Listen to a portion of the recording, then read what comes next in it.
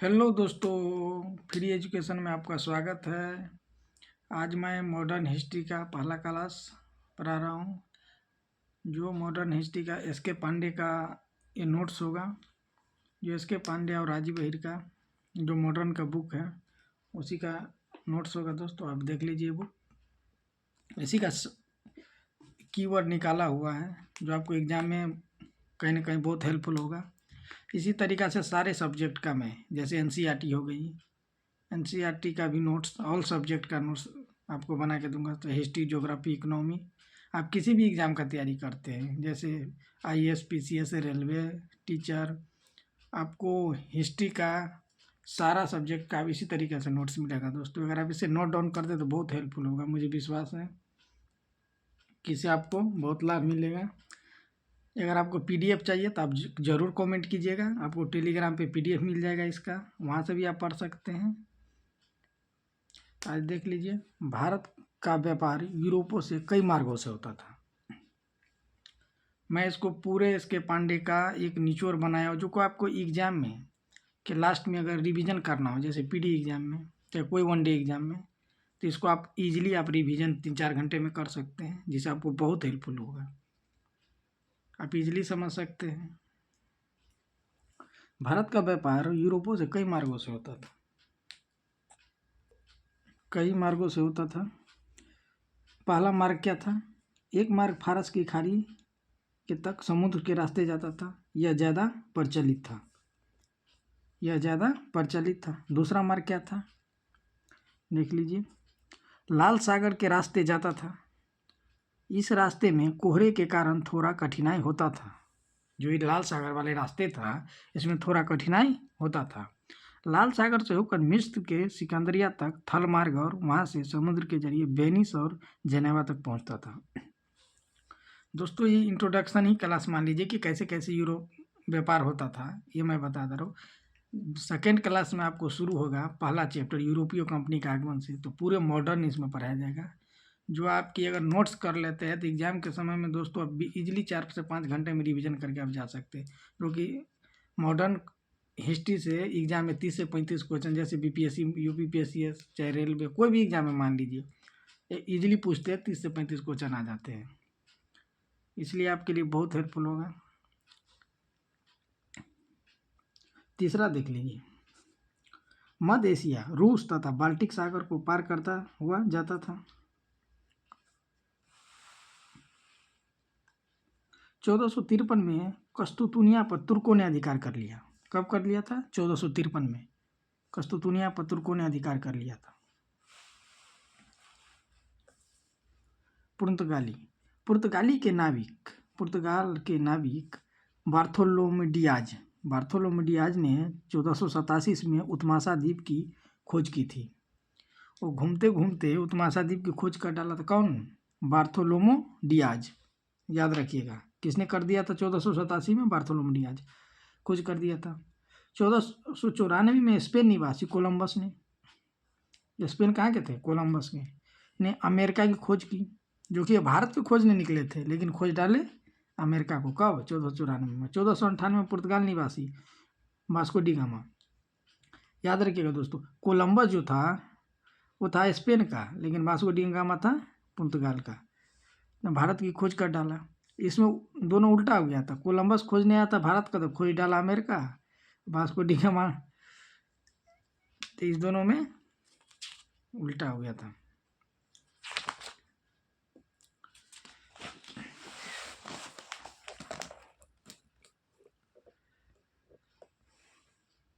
Map देख लीजिए आप, गुजरात, सूरत, मालाबार तट इसी के रास्ते आते थे उस समय। भारत के पश्चिम में मालाबार तट है, भारत के पश्चिम में मालाबार तट है, देख लीजिए। इंडिया के ईस्ट है ये, भारत के मालाबार में पश्चिम मालाबार तट पर कालीकट एवं कोचीन तथा गुजरात में सूरत, भरूच, काम्बे प्रसिद्ध बंदरगाह थे।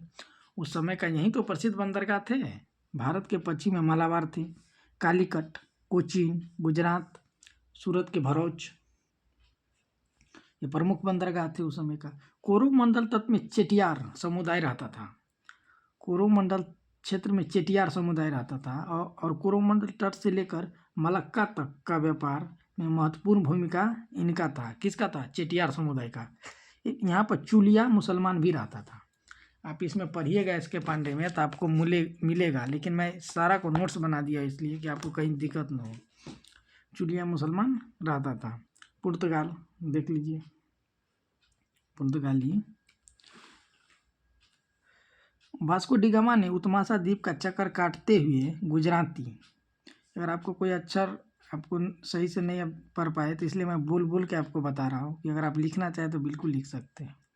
वास्को डी गामा ने उत्तमाशा द्वीप का चक्कर काटते हुए गुजराती व्यक्ति अब्दुल मनीद, कौन है? अब्दुल मनीद की सहायता से 17 मई 1498 को कालीकट बंदरगाह के कपक डाबू नामक स्थान पर अपना बेड़ा उतारा। किसने उतारा? अब्दुल मनीद ने। कब? 17 मई 1498 को। कालीकट में बसे अरब व्यापारियों ने इसके प्रति अच्छा व्यवहार नहीं किया। कालीकट में जो बसे थे अरब व्यापारी, इसके प्रति अच्छा व्यवहार नहीं किया, क्योंकि हर आदमी इंडिया पे अपना वर्चस्व चाहता था। यही तो हुआ कि ये आया इससे लड़ा, वो आया उससे लड़ा, तो हर आदमी व्यक्ति चाहता था कि इंडिया पे मेरा अधिकार हो।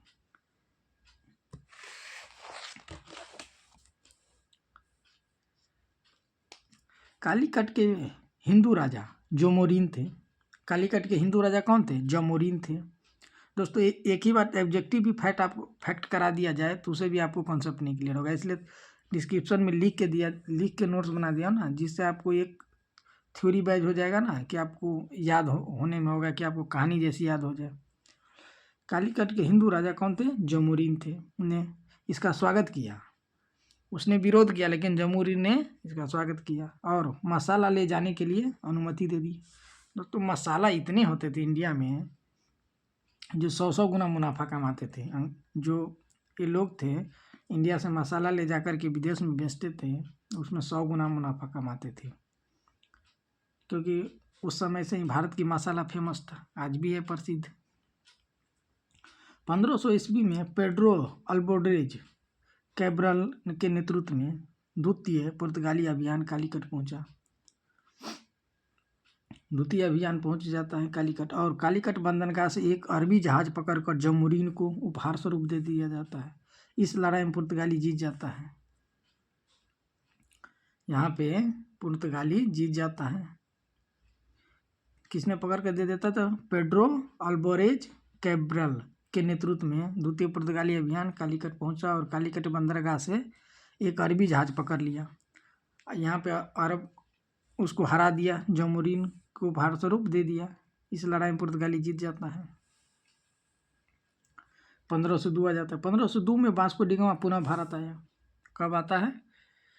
एक बार तो 1498 में आया ही था वास्को डी गामा, अब 1502 में आता है।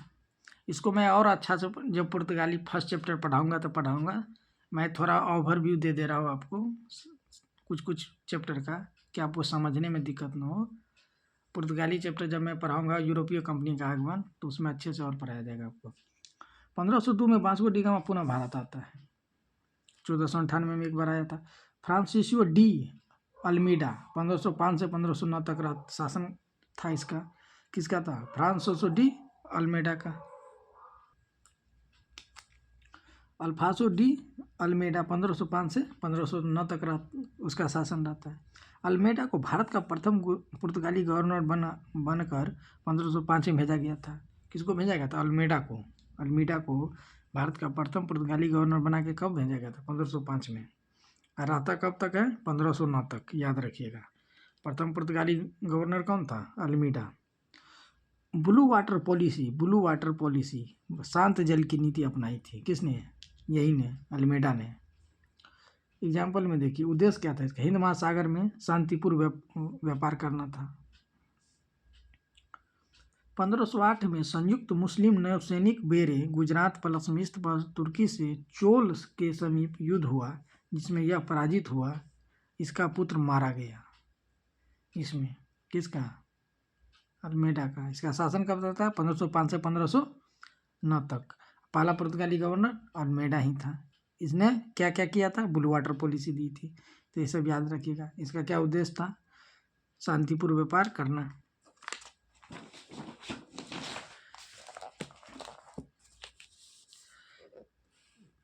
अल्मेडा का कब तक शासन था? 1505 से 1509 तक। अल्फासो डी अल्बुकर्क 1509 से 1507। जब अल्मेडा मर जाते हैं तो उसके बाद कौन आता है? अल्फासो डी अल्बुकर्क 1509 से 1515 में। 1515 में इसकी मृत्यु हो गई। किसकी? अल्बुकर्क की। इसकी भी मृत्यु, क्योंकि इसका शासन ही रहता है 1509 से 15 तक। इसको पुर्तगाली शक्ति का वास्तविक संस्थापक माना जाता है। तो ये अगर आपसे पूछ देगा कि पुर्तगाली शक्ति का वास्तविक संस्थापक किसको माना जाता है, तो किसको, कौन होगा? अल्बुकर्क होगा, अल्मेडा नहीं होगा। अल्मेडा ने ब्लू वाटर पॉलिसी दी थी।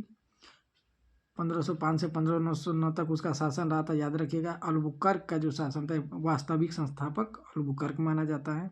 क्वेश्चन बहुत बार पूछ चुका है बीपीएससी, यूपीपीएससी वगैरह में, रेलवे में भी, तो आप याद रखिएगा। कोचीन को अपना मुख्यालय बनाया, ये भी पूछ सकता है कि इसको मुख्यालय कोचीन को किसने बनाया? तो अल्बुकर्क ने बनाया। 1510 में इसने बीजापुर के आदिल शाह सुल्तान को गोवा जीत लिया। जो बीजापुर के आदिल सुल्तान थे उसे गोवा जीत लिया। इसलिए मैं पढ़ के बता रहा हूँ कि आपको कोई भी चीज़ पढ़ने में दिक्कत हो तो इसलिए मैं बोल के बता रहा हूँ कि आप सुन लें। 1510 में इसने बीजापुर के आदिल शाही सुल्तान से गोवा जीत लिया। किसने जीत लिया? अल्बुकर्क ने जीत लिया। 1511 में मलक्का पर नियंत्रण स्थापित कर लिया।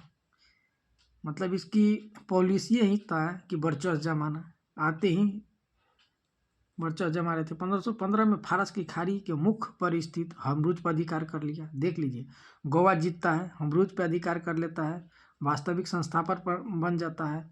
बीजापुर के आदिल शाही सुल्तान से गोवा जीत लेता है। कितना काम, कोचीन को अपना मुख्यालय बना देता है। ये तीनों सामरिक दृष्टि से महत्वपूर्ण था। कौन महत्वपूर्ण था सामरिक दृष्टि से? हमरूज, मलक्का और आदिल शाह से गोवा जीत लिया। ये तीनों काम किसने कर दिया था? अल्बुकर्क।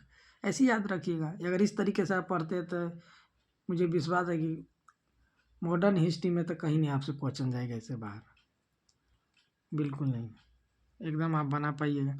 1510 में इसने बीजापुर के आदिल गोवा जीतता है। 1511 में क्या करता है? मलक्का पे नियंत्रण कर लेता है। 1515 में क्या करता है?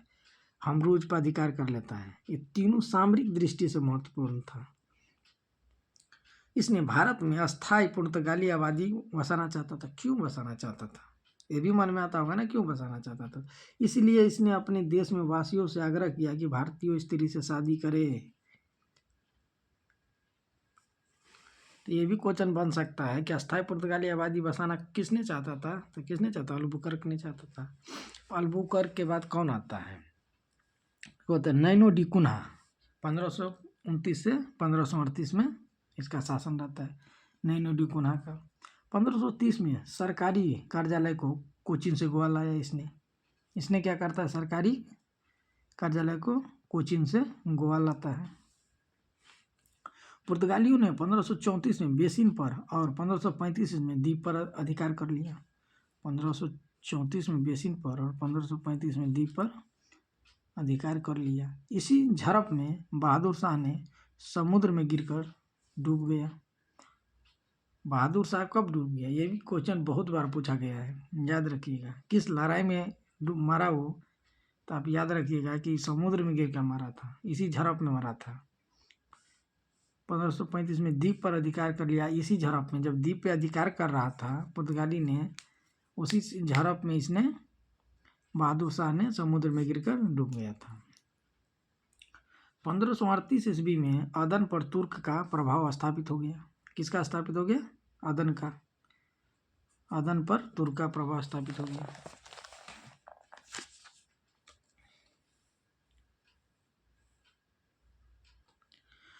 सोलह 1341 में डचों ने पुर्तगालियों के मलक्का दुर्ग को जीत लिया। कब? 1641 में डचों ने पुर्तगालियों के मलक्का दुर्ग को जीत लिया। कब जीत लिया? 1641 में। डचों ने 1658 ईस्वी में संपूर्ण श्रीलंका और 1663 में मालाबारी दुर्ग पुर्तगालियों से डचों ने जीत लिया। ये सब याद रखिएगा, इम्पोर्टेंट क्वेश्चन है। 1628 में फारसी सेना के सहयोग से अंग्रेज ने हमरूज पर कब्जा कर लिया। यह फारस की खाड़ी में स्थित पुर्तगाली की प्रमुख चौकी थी। किसकी प्रमुख चौकी थी? पुर्तगाली की। मुगल सम्राट शाहजहां के शासनकाल में कासिम खान ने 1632 में हुगली पर कब्जा कर लिया और मराठों ने 1739 में षष्ठी और बसई पर अधिकार कर लिया। मराठों ने 1739 में षष्ठी और बसई पर अधिकार कर लिया। काटजन आमेडा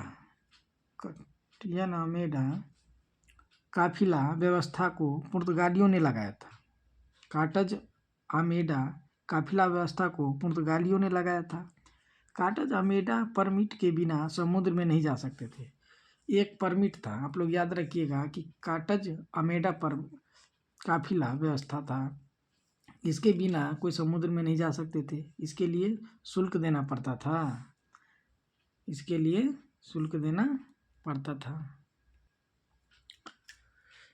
आज के लिए इतना ही। इस फ्री एजुकेशन चैनल पे आपको हर एग्ज़ाम की तैयारी फ्री में कराई जाएगी। आप लोग जिस भी एग्ज़ाम की जो भी चीज़ नोट्स चाहिए, जो भी PDF चाहिए, आप एक बार कमेंट कीजिए प्लीज़। आज के लिए इतना ही। कल आपको यूरोपीय कंपनी का आगमन पढ़ाया जाएगा, सेकेंड लेक्चर होगा। दोस्तों, अगर वीडियो आप लोग को अच्छा लगे तो लाइक, सब्सक्राइब और शेयर प्लीज़ कीजिए।